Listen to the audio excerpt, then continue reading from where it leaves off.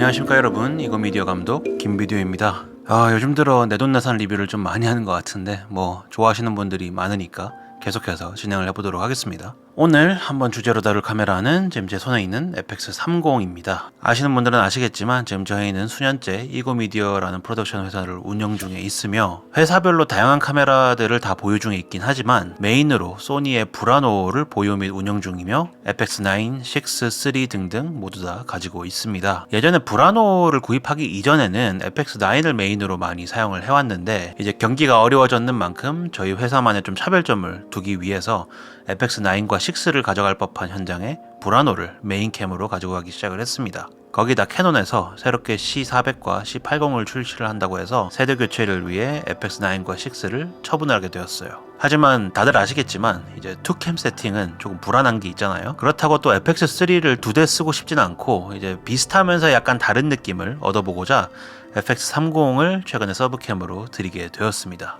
지금 현재 FX30을 들여서 사용을 하기 시작한 지 2개월 조금 넘은 것 같은데 그 기간 동안 다양한 광고와 이제 뮤직비디오 현장에서 많이 사용을 해봤습니다. 그래서 확실히 FX30을 써보니까 FX3와는 조금 다른 매력 포인트를 가지고 있는 것을 느낄 수가 있었어요. 그래서 오늘은 이 FX30을 지난 2개월간 사용을 하면서 왜 어떤 포인트에서 여러분들에게 추천을 드릴 수 있는지 몇 가지를 말씀드려 보도록 하겠습니다. 첫 번째로 말씀드릴 포인트는 FX30의 4K 화질이 FX3보다 더 좋다는 점인데요. 아무래도 센서의 화소수의 차이가 있다 보니까 자연스럽게 생기는 현상인 것 같은데 사실 요즘 들어서 더욱더 많이 느끼는 부분이긴 하지만 일반인 분들은 다이내믹 레인지나 관용도보다는 선회도와 세츄레이션 그리고 콘트라스트에 훨씬 더 민감하다는 것을 점점 더 많이 느끼게 되는 것 같아요. 그렇기 때문에 기본적인 4K 화질이 좋으면 좋을수록 훨씬 더 이득을 보는 부분이 있다고 얘기할 수 있을 것 같은데요. 이 부분은 아마 FX30을 써보신 분들은 확실하게 느끼실 수 있는 차이점이지 않나 싶습니다. 자, 두 번째는 FX3만큼의 드라마틱한 변화는 아니지만 그래도 듀얼 베이스를 보유하고 있다는 점이에요. 바로 800과 2500에 있는데요.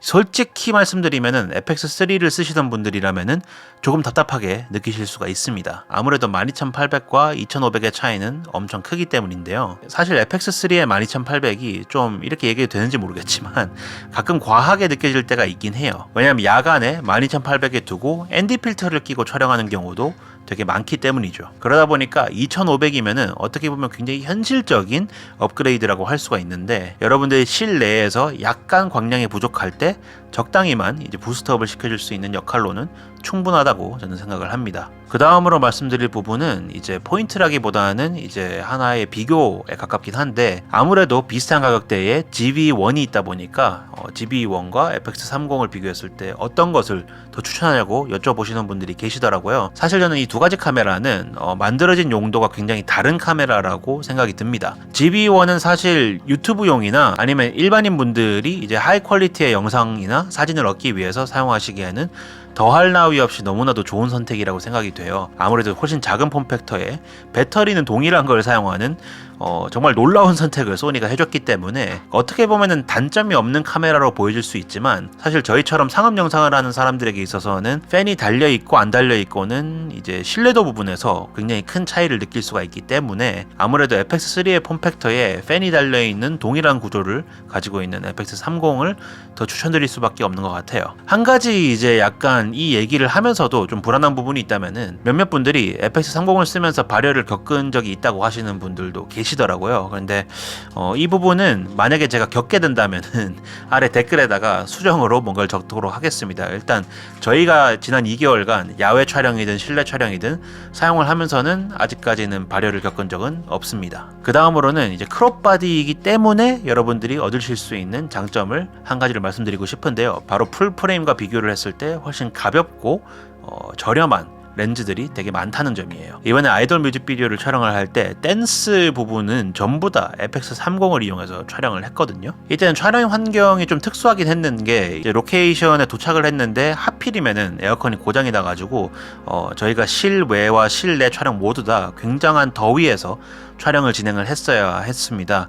그날 제 기억으로는 야외 온도가 30도 후반이었고 실내 온도도 30도 훨씬 넘었는 기온에서 약 12시간가량 촬영을 진행을 했어야 해서 진짜 정말 죽을 뻔했던 그런 기억이 있는데, 브라노를 A캠으로 사용을 했지만 도저히 브라노를 짐벌에 올릴 용기까지는 나지 않았어요. 야외에서 땡볕에서 촬영을 하거나 실내에서 댄스를 이제 연달아서 촬영을 해야 되는 그런 시퀀스에서는 이제 무조건 가볍게 세팅을 해서 진행을 하자. 그렇지 않으면은 정말 이제 건강상으로 위험할 수 있겠다라는 생각에 이제 그렇게 진행을 하게 되었어요. 지금 제 손에 있는 이 굉장히 작고 귀여운 하지만 굉장히 강력한 11mm f1.8 렌즈를 달고 촬영을 진행을 했습니다. 근데 정말 저는 깜짝 놀랐는 부분은 이 작은 렌즈가 굉장히 좋은 퍼포먼스를 보여줬어요. 크롭이긴 하지만 어쨌든 f1.8이기 때문에 실내에서 노출값을 잡는데도 전혀 문제가 없었고, 이제 f값을 굉장히 조이니까 야외에서 촬영을 할 때도 굉장히 좋은 선여도를 보여줬어요. 아쉽게도 최종 결과물에서는 그 좋은 선여도를 보여드릴 수가 없는 게, 클라이언트의 요청에 따라서 감성적인 연출을 하기 위해서 이제 미스트를 굉장히 많이 넣었거든요. 아무튼간에 촬영을 하는 데 있어서 FX30에 이 작은 렌즈를 다니까 굉장히 좋은 조합을 보여줬습니다. 보시다시피 이렇게 작은 렌즈를 이 작은 바디에 다니까 사실상 뭐 거의 다라는 게 맞나 싶을 정도로 굉장히 가볍거든요. 그렇기 때문에 이런 크롭이기 때문에만 가능한 이런 세팅이 아쉬운 점을 장점으로 승화시킬 수도 있다는 것을 말씀드리고 싶었어요. Wash me in the water.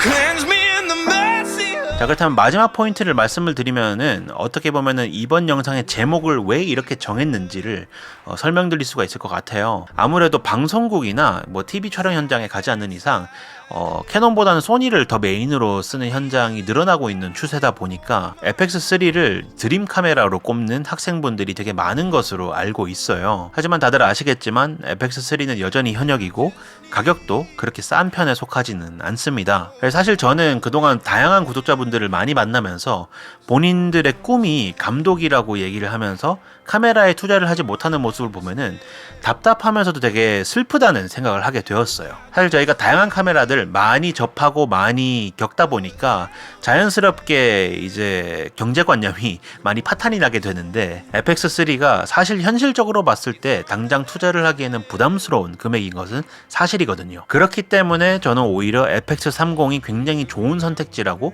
말씀을 드리고 싶어요. FX30은 제가 알기로는 중고가가 탑핸드를 제외한 세트 같은 경우는 200만원 전후이고, 신제품으로 구입을 하더라도 260만원 선에서 구입을 할 수가 있기 때문에 FX3와 거의 동일한 폼팩터와 거의 동일한 스펙들을 보유하고 있는 그런 바디인데, 가격이 거의 절반인 것을 감안을 했을 때는 어떻게 보면 소니가 다양한 감독 지망생들, 꿈을 키워가는 분들에게 있어서 본인의 꿈을 이룰 수 있는 하나의 기회를 제공해 준 게 아닌가 싶어요. 사실 그 정도 가격대면은 알바를 1, 2개월만 해도 구입을 할 수 있는 굉장히 현실적인 가격이라고 저는 생각을 하거든요. 물론 카메라는 렌탈을 해서 사용할 수도 있고, 장비는 웬만하면은 앞으로 계속해서 발전을 하기 때문에 본인이 직접 안 사고 계속 빌려가면서 사용하는 것 또한 방법일 수는 있지만, 저는 어쨌든 사진이든 영상이든 간에 본인의 장비를 애정을 가지고 계속해서 사용을 해야지 실력이 는다고 생각하는 사람이거든요. 그렇기 때문에 만약 여러분들 중에서 FX3를 드림 카메라로 가지고 있지만 현실적인 재정의 벽 때문에 닿지 않는 거리에 계신 분들에게 있어서는 FX30은 굉장히 현실적이면서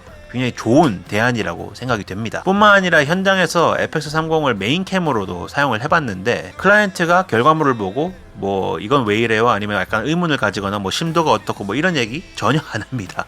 결과물을 보고 오히려 굉장히 좋다고만 얘기를 해주셨어요. 또한 어떻게 보면은 3 유저 입장에서는 조금 기분 나쁠 수도 있지만, 뭐 육안으로 구분이 거의 불가능하잖아요. 뭐가 됐든 간에 다양한 이유로서 FX30은 여러분들에게 추천을 드릴 만한 바디인 것 같아서 이번 영상을 만들게 되었습니다. A캠으로도 B캠으로도 전혀 손색이 없으니까 한번 고려해 보시는 것도 좋은 것 같습니다. 자, 그렇다면 이번 영상은 여기서 마무리를 하고 저는 다음 영상으로 다시 찾아뵙도록 하겠습니다. 이상 이고미디어 감독 김비디오였습니다. 굿바이.